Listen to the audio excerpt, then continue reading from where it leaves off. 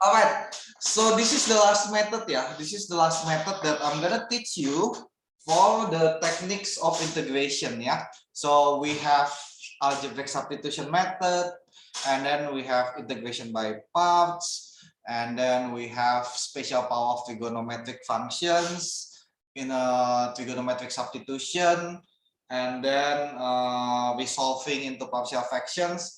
And then the last one is chapter 9, lesson Abed. This is not from your book. It's called integrating trigonometric rational function. Guys. Yeah, integrating trigonometric rational function. Usually you have known about integrating algebraic rational functions, right? Well, actually the previous method when we learned the last homework, it's about integrating algebraic rational functions, right? Where we have a polynomial divided by polynomial, right? But there is a case where also your function can be a trigonometric rational function. What does it mean? For example, I have integral of 1 plus 1 plus cosine x plus sine x dx. Another example is integral of sine 2x minus 1 over sine 2x plus 1 dx. So this is called trigonometric rational. Sorry, kebalik. Kebalik. It's supposed to be rational. Pantesan asa aneh. Trigonometric function. Okay. So basically rational means it can be expressed as a quotient of two something, and that something in this case is not integer, it's not polynomial, but trigonometric function. Okay, do you get it? Yeah. Okay, then what's the method? How do we integrate a rational trigonometric function? Is by using a assumption that we use a variable z. I use a variable z usually equals to tangent of half of whatever is the argument. Yeah, and then I will show you later why we use this method. Yeah. So let's try to solve number 1. This number 2. Okay. So for number 1, the problem is integral of dx over 1 plus cos x plus sine x. Yeah. So if we let the c is equal to tangent half whatever. So in this case the argument apa sih? The argument is x, right? Cos x and sine x, right? So please note that if the argument is different, then you pick the lower one. Yeah, for example, if this is like cos x sine 2x, then you pick the lower one. It means that the argument that you need to multiply by half is x instead of 2x. Okay? Okay, yeah. So half x, so it means that the DC is equal to secant square half x multiplied by half multiplied by dx, yeah. Right? So then it will be equal to integral of this x will become 2 times cosine square half x as a reciprocal of secant, right? Time dz. Benar ya? Over 1 plus cosine x. Now we need to be able to change the cosine x into half argument, ya. Half argument. So cos x we can write it as cos square half x minus sine square half x, right? Mister, where do we get 10 half x from again? It's always assumed that the z is equal to tangent of half of the lower argument, the lowest argument. Yeah, so that's the method, that's the trick. It's like if you have like x squared plus 1 square, you use second, a tangent, x squared minus 1, you use second, that kind of stuff. So it's like a guide, yeah, a method. That's how you do it. That's the trick. Okay. And then sine x is written as 2 sine x cos x. Okay. And then because we know tangent half x, so this is the angle half x, this is z, this is 1, and this will be c squared plus 1, right? That will be c squared plus 1. So if we change all of this trigonometric function into in term of c, ini setengah ya harusnya. Half x cos half x. Okay. So then it will be equal to 2, and then cos square half x, so cos is, because it's square, so become c square plus 1, ya. Right? Become c square plus 1. Oh, integral over 1 plus cos square is 1 over c square plus 1. Sine square is c square over c square plus 1. And then plus 2, 1 over c over square of c square plus 1 times 1 over square of c square plus 1. Do you guys follow? Are you guys following? Any questions so far? No? Wait, Mister, tadi yang half x, kenapa bisa jadi 1, Mister? Half x kenapa bisa jadi 1? Mana? Yang the triangle thing, z half x and z Oh, squared plus. tangent equals z, right? So c over 1. Oh, okay. Got it, Mister. Yeah. Okay. Okay, Mister. Okay. So it's equal. So if we continue, it's equal to 2 times 1 over c square plus 1 dc equals 1 plus, now let's simplify this, yeah. 1 minus c square over c square plus 1. And then the other one is 2c over c square plus 1. Benar nggak? Benar ya? Benar nggak? Benar ya? Kayaknya benar. Okay, and then because we want to have a simpler fraction, so we will multiply with the denominator, ya, common factor of the denominator. So it's equal to integral of 2 dz over c square plus 1 plus 1 minus c square plus 2z. Benar nggak? Benar ya? And then c square is cancelled. So what we have here is integral of 2 dc over 2 plus 2z. Or it's actually equal to dc over 1 plus c, which is equal to ln c plus 1, and we put back the c equals ln tangent half x plus 1 plus c.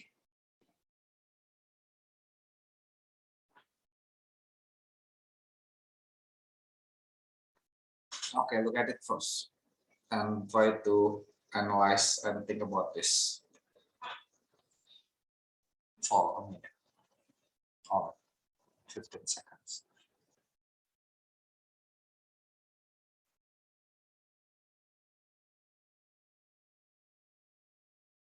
Sorry, bisa tadi itu z-nya di subtract from the original problem.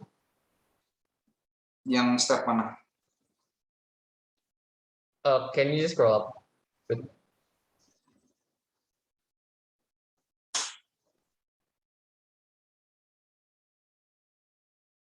Okay. Ya.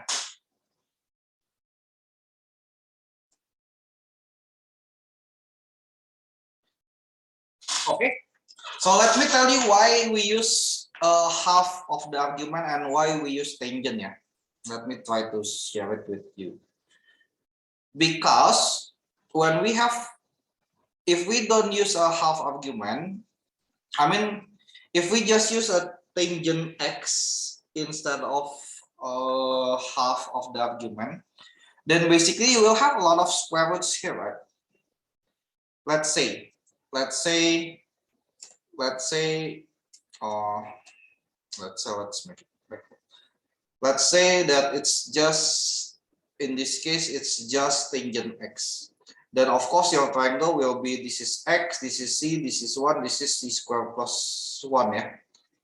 So when you change the other trigonometric functions in the integrand, then you will have a lot of square roots, right? Which is annoying. Well, for me it's annoying. 1 over square root of c squared plus 1 and z over square root of c squared plus 1. And then in here you have the c times tangent is secant square cosine. Well, cosine is okay, still 1 over c squared plus 1. But this will be annoying, right? It will make the integral harder to be solved, right? That's one reason why you always make the assumption that it is half of the argument. Why? Because usually the formula for cosine and sine, when you change it with a double argument, the square will appear and the square will remove the square root. So that's the reason why we use, why this method use a half argument. Yeah, and why tangent? Because tangent is usually make it positive, so it's easier to be calculated. Z1 and c squared plus 1. If we use sine or cosine, then it's going to be like z1 and then 1 minus c squared or c squared minus 1, that kind of stuff. So it's just convenient to use tangent and then half of the argument.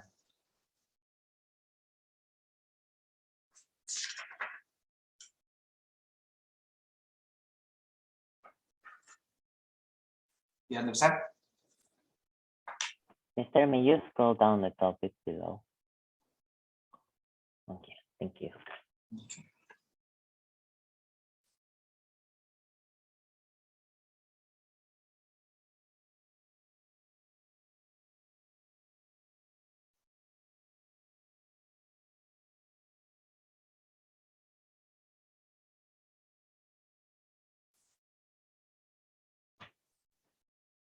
Are we done taking notes?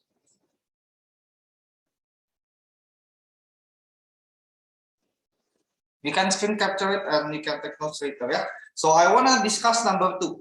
I want to give you more examples, yeah. Number 2 is integral of sine 2x plus 1 minus 1 over sine 2x plus 1 dx. So in this case, what does z should be? Tangent x, yeah, because the argument is already 2x, so it's always half of the lower argument. Yes, Peter? Gimana kalau kita nggak pakai substitution aja, Mister? Karena sin 2x minus 1 kan sama dengan sin 2x plus 1 minus 2. Gimana, sorry? Sin 2x sin 2x Sin 2x minus 1 sama dengan sin 2x plus 1 minus 2 kan, Mister? Terus? Jadi kita bisa grup sin 2x plus 1-nya. Yaitu dipecah, Mister. Jadi two fractions. Terus? Jadi yang itu sama dengan integral of 1 tambah minus 2 dibagi sin 2x, yaitu cosecant 2x. Enggak dong, kan ada plus 1 ya.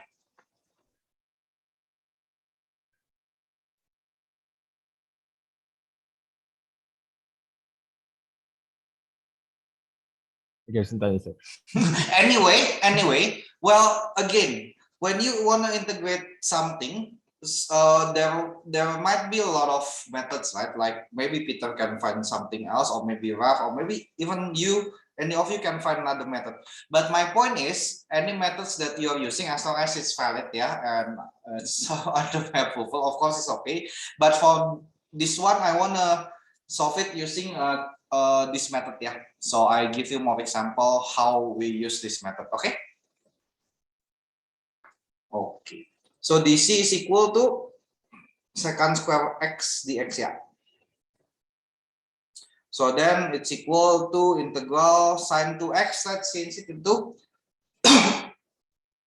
2 sine x cos x minus 1 over 2 sine x cos x plus 1, and then the x is equal to dc over sama ya, cos square x ya. Benar ya kan, reciprocal ya. Ngaco. This is supposed to be times cos square x. Sejajar. Ya. And then we change it. So if this is x, this is z, this is 1 square of c square plus 1. So 2, and then sine x cos x becomes c over c square plus 1 ya, langsung aja ya.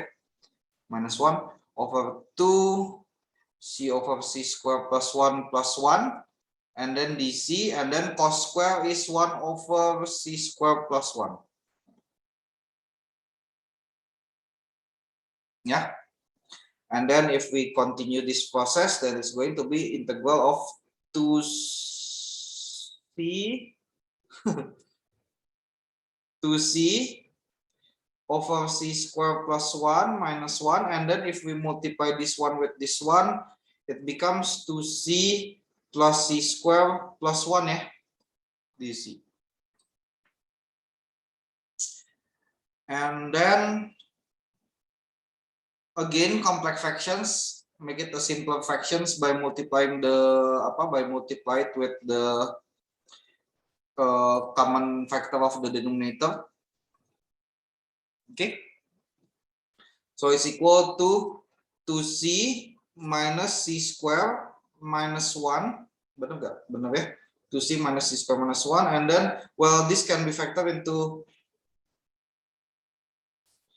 c plus 1 being squared multiplied by c square plus 1, right? dc. And then if we rearrange it, then it's going to be written as integral of negative c square plus 2z minus 1 this. Familiar with this form? So this is basically the previous method, right? Integrating rational algebraic function, right? So yes, it is all related. Sorry guys. So after this, yeah, you can continue by yourself, yeah, and then you can try to resolve it and then integrate it, and then you will get the result. If you want to try to do it, the answer supposedly x plus 2 over tangent x plus 1 plus. This is the answer. The answer key. This is the answer key based on the book. I don't know whether it's correct or not. But basically, from here to here, you need to use integration, but not integration, but resolve into partial fractions.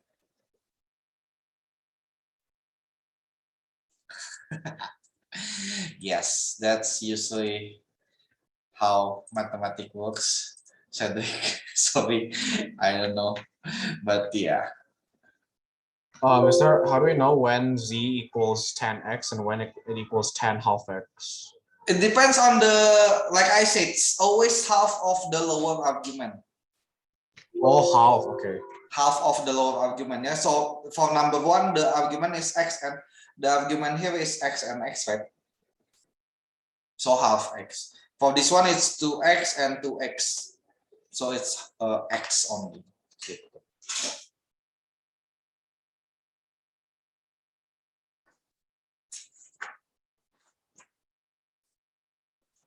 Okay.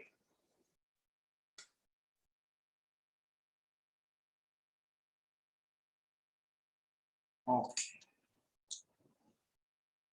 And again, I mean, feel free to use another method as long as, like, for example, if apparently it can be solved just by using a algebraic substitution method, then it's okay. But if it cannot, then you have this one method to solve a rational trigonometric function. Yeah. All right. I guess that's all for today. So basically, this is the last method that I'm gonna teach you, yeah. And there will be one more thing that I'm gonna teach you on the next meeting, which is volume. So we get back to volume. So I have taught you about finding a volume using a plane slicing method. But I need to teach you also one other method that is called cylindrical shell method, ya. Bahasa Indonesia metode kulit tabung, cylindrical shell method. So this is pretty useful. So that's why I wanna teach you this method. And after that, the test will be on Monday, April 11th. Yeah, the test will be on Monday, April 11th.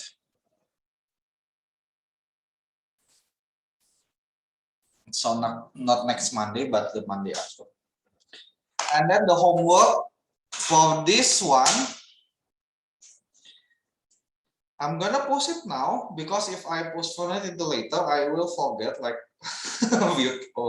last week. So, okay. By the way, yeah, so I'll stop.